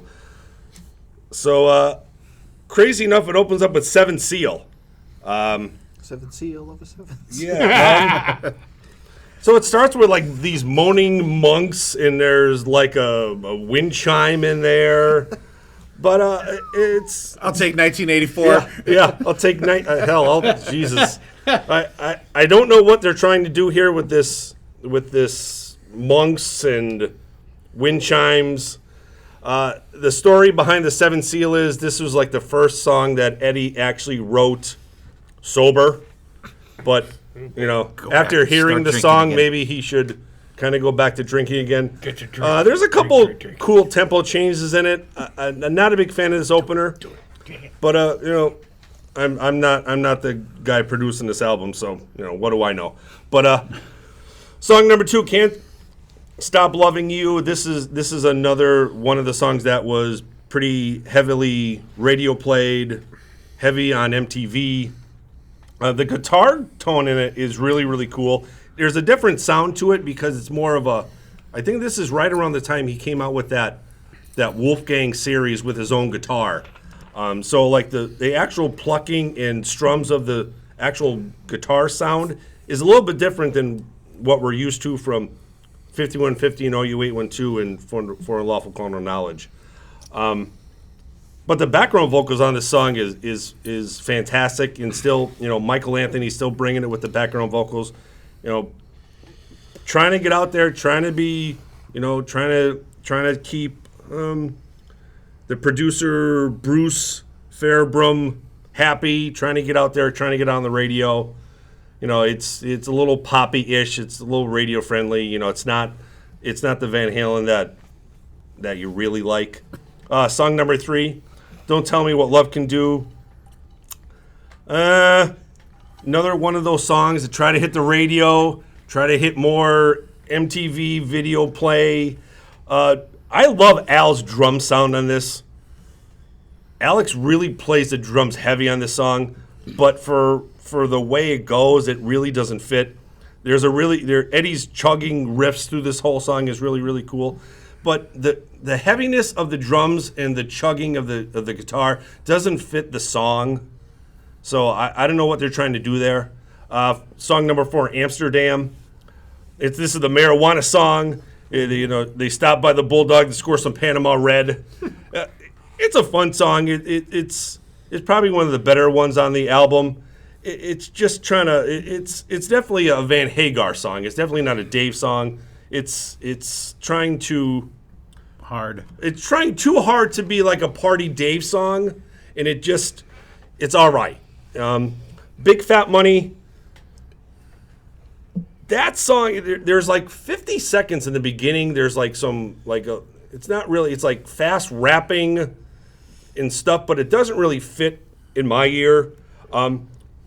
If they cut that off and then start maybe a minute into the song with like that heavy Alex drum beat, it would fit a little bit more. Solo on this song really reminds me of like a Stray Cats. Like there's a piano in the background. Then it ends with like an outro solo that should be from like 5150. So it's this song is kind of all over the place, but it's really fast paced. So they were trying to get back to maybe the faster, heavier song, but that one didn't work for me either. Song number 6, Strung Out, instrumental song. There's some plucks and scrapes on the guitar. It sounds like they're taking apart a piano, so I don't know if that's what it's supposed to be. And there's like horror music in the background, more instrumental that shouldn't even be there. Kind of whatever, probably like I think it's like a minute and 50 seconds, like a waste of time. Song number 7, Not Enough. This is a very piano-driven ballad. The band's harmonies in this are great. Sammy's vocals are pretty much perfect on this song. Another one of those songs that actually played on MTV, so had a video. The outro solo on this is really, really good, but just once again, it's not Van Halen. Song number 8, Aftershock. This is a little bit better of the Van Halen that we're kind of used to. It's the hidden gem of the album. Sammy's screaming vocals are really great. Al's big drums. Mike's background vocals are really, really cool. And the outro solo for this is definitely, as Sonny would say, is bananas on this one. Song number 9, Doing Time. Now you're throwing like an instrumental drum solo into an album, which I don't know who does that or why you do that. It only works for Rush. It only works for Neil, and Alex is not really Neil. A more album filler, waste of time. Song number 10, I don't even know how you even fucking say that. Balu Chum Chirium. More instrumental. So you get a back-to-back instrumental, which I don't know. You get a drum solo, then you get a guitar solo. I don't know why they're on these. I don't know why it's even on there. More waste of time. Song number 11, Take Me Back. It's funny. After listening to this album, it starts with the wind chimes. Now I know why it's called Deja Vu, because it's wind chimes from the first song. So that's why they call it Deja Vu, because it has to be. But I love this song. It's like that roller coaster I love to say. Like it starts acoustic, it kicks in with electric guitar. The harmonies are great. Sammy's vocals are great for this song. And then it comes back just a little bit slower. Go back to the acoustic guitar. Get a little heavy towards the second chorus. Gets a little bit heavier. And there's like an outro acoustic solo, which is really, really cool. And then it closes with Feeling. The lyrics in this are really, really weird. The music is fantastic, but not a great closing album for being the very, the last closer for a Van Hagar album. Because they pretty much knew this was it for them. They were having problems recording this album. Sammy didn't have the time that Ed and Dave wanted. They wanted to be in the studio all the time, and Dave and Mike didn't really have the time. They had like family. They had other things to go through. Or they just didn't really want to be pushing this album, recording it 24/7. So I knew the icing was on the cake when this came out, and you can honestly tell because this album, it doesn't flow well. It's all over the place, and it's just 53 minutes of bleh. So, so I'm just glad you four had to listen to this just like I did. But Do you think this one was more of a contract filler? I don't know. I just think there were so many problems in the band. Like, why would you put a drum solo in an album? I just think, we're going to put my shit in there, and I'm going to put my shit in there. It's them asserting their authority over the other two guys in the band. Yeah. This is the final stake in the back of the Van Hagar era. BC, do you have anything good to say about this album? Let me take a drink of Mad Elf. BC's going. Better take two. Take me back. To better songs. Yeah. Take me back to 1984, I mean, 1978. I always try to be open-minded, especially back to this day. But when this came out, I was just like, This is a lot of skipping material in this album for me. The only highlights I faintly could say with the guitar, "Don't Tell Me What Love Can Do." At least it was kind of heavy. Right. It was kind of weird, but kind of heavy. And I agree with you. You cut out the beginning part of Big Fat Money. It's not a bad song. Not a bad song, yeah. After that, nothing grabs me in a good way. And it's this has always been a very difficult listen for me, this album. And I'm going to leave it at that. Yeah. Dylan? That's all I got to say about Dylan, that. do you have a writer's side to this album? So I listened to this album twice in preparation for this video. Not this video, Jesus. For this podcast. And I have to say it commits the biggest cardinal sin a Van Halen album could ever commit. And it's the fact that it's forgettable for me. I can't remember a single thing about this album. I listened to it twice, and the songs just wash over me like a wave. And then I'm like, wait, did I actually listen to the album, or was I... Let me try it again. Wash over me like a wave. Nope, I guess I didn't retain anything. Exactly. It's just like, even Van Halen 3 has things that I remember about it. They're not great things, but I remember them. I can't remember a single thing from this album. Wow. There's a reason why we've only talked about like one song from this album in the entirety of the podcast, and that was for the Van Halen debate. And I don't know why you guys picked Amsterdam for that debate, but it's just like, if it wasn't in the Van Halen catalog, I don't think you'd be missing much. I honestly don't. Like, I don't think anybody's going, oh my God, Seventh Seal, play that, when they were going to see Van What do you Halen. want to hear? Yeah. It's just like, I don't know. It's forgettable for me. It's Yeah. Righty. All right. Before I spoke about fun Van Halen, this is not that. This may not even There's a be couple close. little maybe blinks of it, maybe. Seventh Seal, it's not a bad song musically, but you're going to start off a Van Halen album with a song with no fucking guitar solo in it, okay? No, you don't. That's why. Can't Stop Loving You, another song with no real solo. Just like, what? Like, where are we going here? Don't Tell Me What Love Can Do, it's got an ominous start. And at this point, I'm like, this is fucking Van Halen.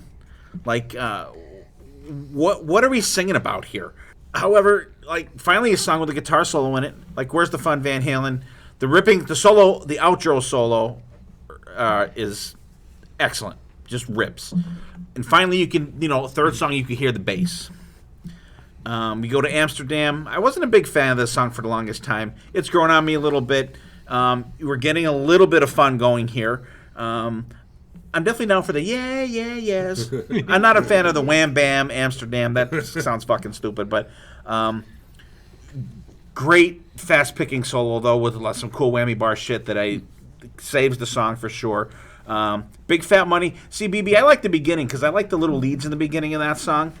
I like imagine that. I like the part that you want to tear out of the fucking song. I like the fast Van Halen stuff. But you're right about the solo. To me, it's like a jazz type solo. Yeah, it's definitely different. And I do like the honky tonk piano at the end of it too. Strung Out, that sounds like a fucking 3-year-old banging on a fucking guitar or piano or something. Not Enough, slow piano ballad. It's all right. But listen to the solo in that, BB. I think I want you to listen to the solo of this again. The solo and the tone of this solo, for me, for my ear, is totally like I Just Want You from Ozzy. That tone of that solo is the same exact fucking tone of this song. Check it out. And I think it's fantastic. I think it's the best part of the song. And actually, it may even be one of the best parts of the album for me. I really like it. I like the sound, and it's definitely a different feel for Ed Van Halen, but it's really fantastic solo in it. And you can hear the bass again, too. Aftershock. Like, more Sammy, whiny lyrics. God, like, fucking, you want to jump off a bridge listening to this shit. Musically, it's rocking. It's got a fantastic solo in it. You can actually hear the bass in this one is, again, another blazing outro solo. There's some good soloing on this album. Yeah. I think it's, but they're not ones that I would be picking for, okay, my favorite solo is this. I'm going to have to look back to that episode where we did the solos. I don't know if anybody picked anything off of this.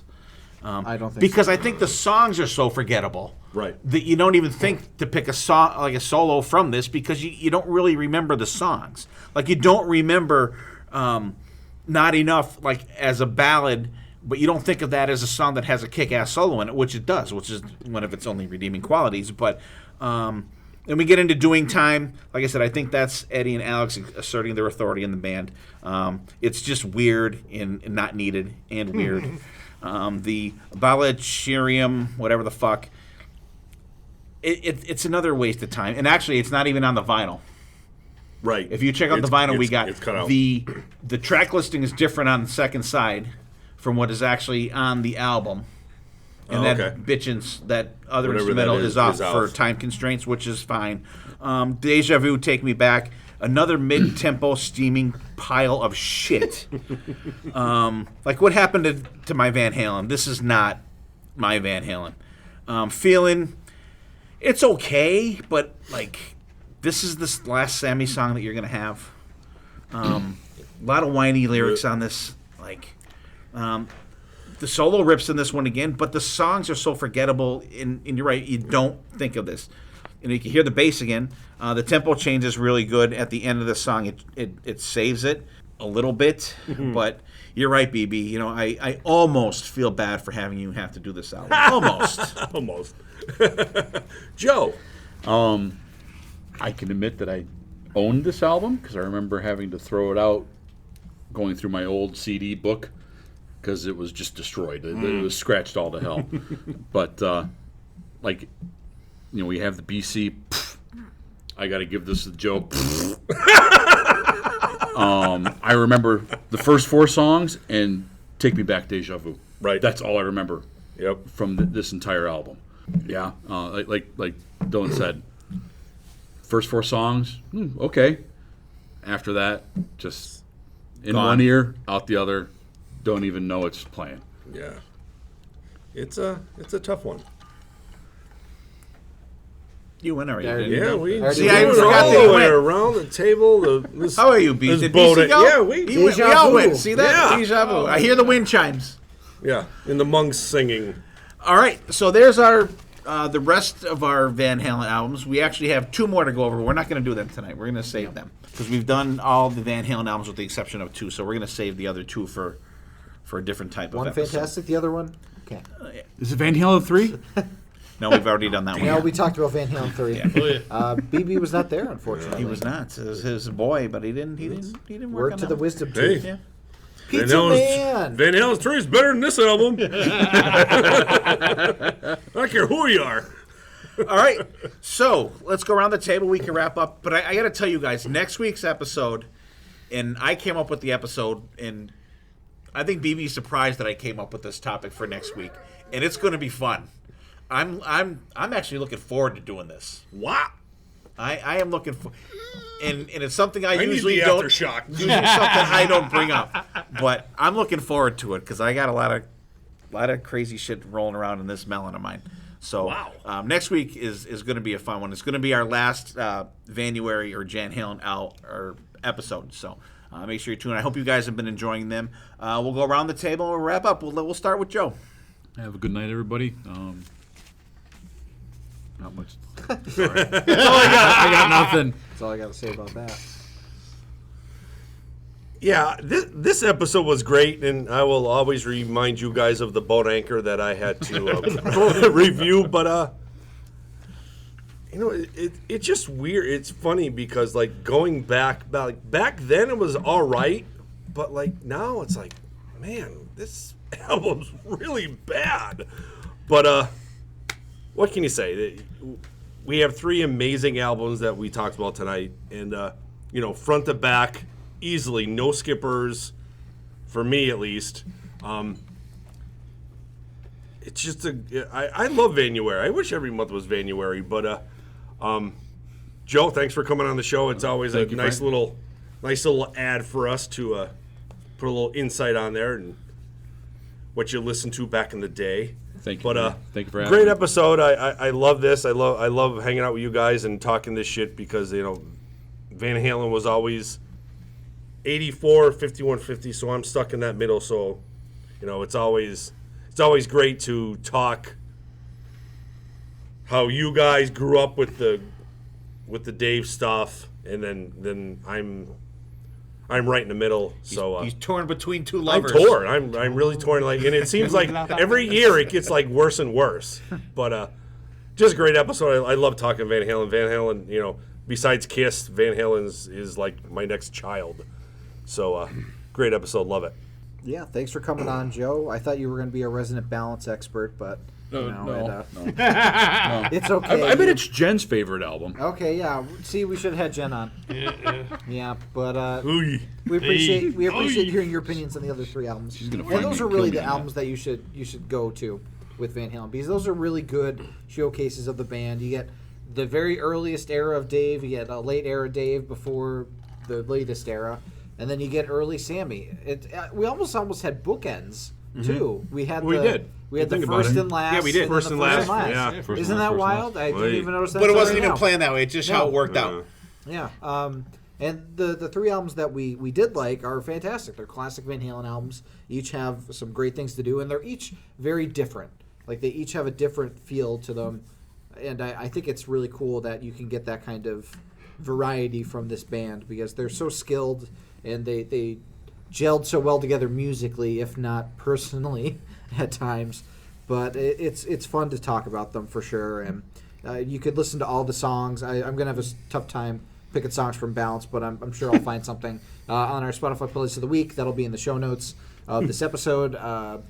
Don't expect the Balance songs to be as good as the... There won't be a balance of balance songs. Yeah, the other Pick ones, the but, 2 songs, and they both start with A. I can guarantee that the songs from Van Halen 1, 1984, and 5150 are going to be fantastic. So check those out for sure. And let us know what your favorite songs from those albums were. If you like Balance, please. We need somebody to talk about how good it is. Please. We got to call Hoover. We have to have a fair and impartial opinion. So let us know if you actually like the album. And we apologize if you do and we bashed it.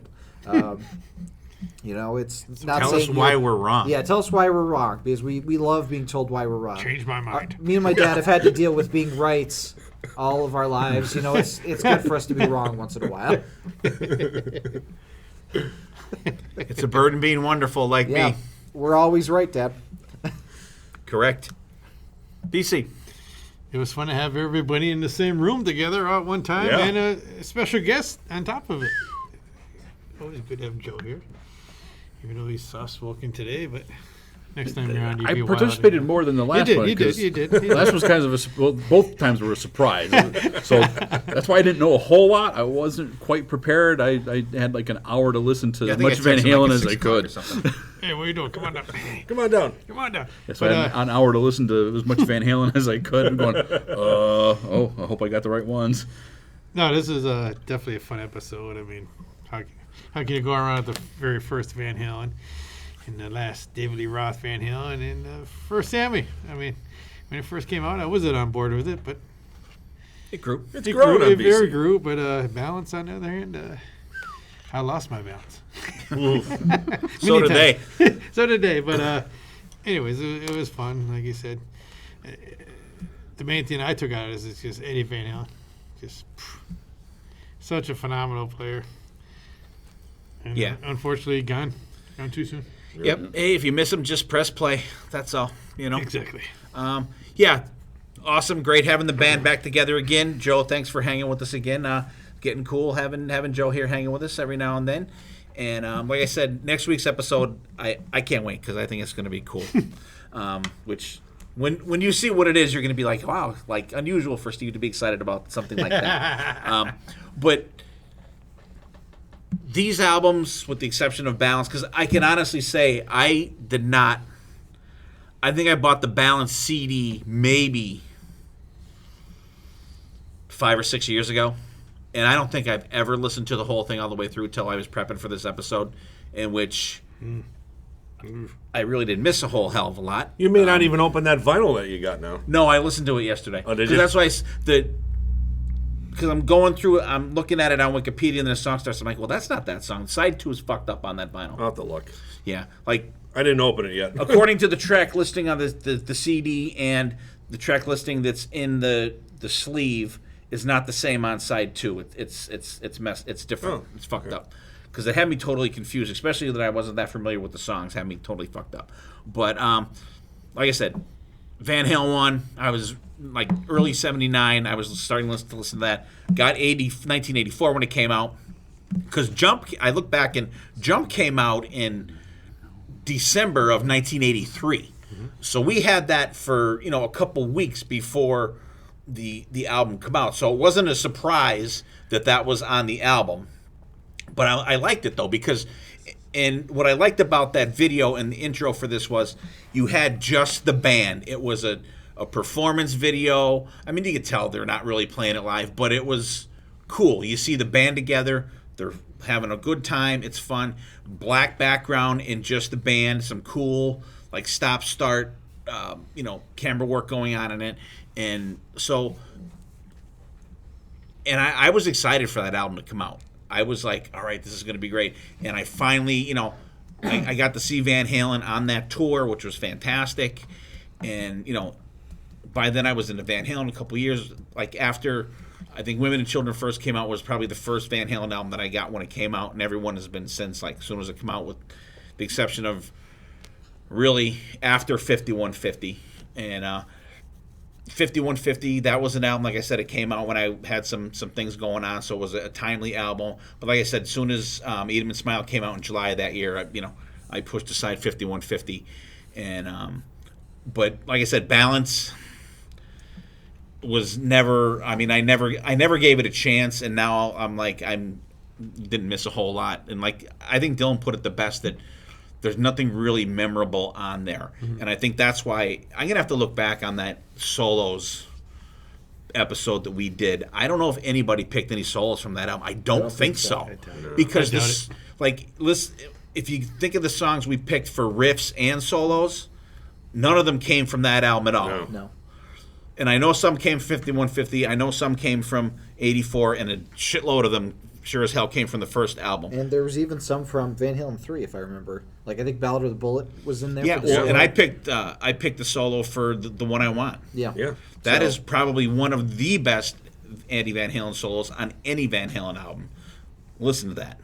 It's fucking fantastic. How many CDs you have? Thousands. Think about how many CDs you have. Thousands. You could throw a CD on and brings back memories. Like he said, there's Yeah. nothing memorable on that album. You put it on and be like, No.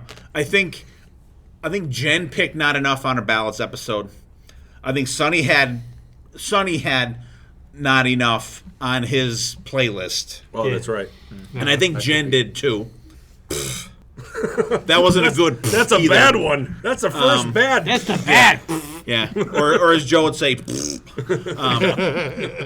it's always cool. I like these. The Mangieri Raspberry. Yeah, Yeah, I like that's these Van Halen months, with the Vanuary episodes. We will be shelving it. We won't be doing it again next year. Like I said, we weren't even going to do it this year. We wouldn't have enough topics still, probably. No, I'm sure we could come up with something, but we're gonna lay off on the VH. I don't even want to say it, so I'm not going to say it. So maybe 2 years from now, you'll see another, Van Halen month. We may throw an episode here or there, but like I said, tune in next week. Next week's going to be a really fun one, and I hope everybody's doing good out there, staying safe, and even if you're not down with the masks and all that shit, just don't be an ass. Just be cool about it. Don't be a dick. Have fun out there, everybody. You're feeling down, you're feeling low. Throw on some fucking Van Halen, except for Bounce. You could always go. That'll make you lower. Downtown. Downtown. So, thanks for listening, you guys. We love you guys. Everybody stay safe out there. Once again, thanks, Joe, for coming. Guys, it's great to have the whole band back together again. And, stay safe out there, you guys. Take care of yourselves and each other. And we will see you next time. And there definitely will be a next time.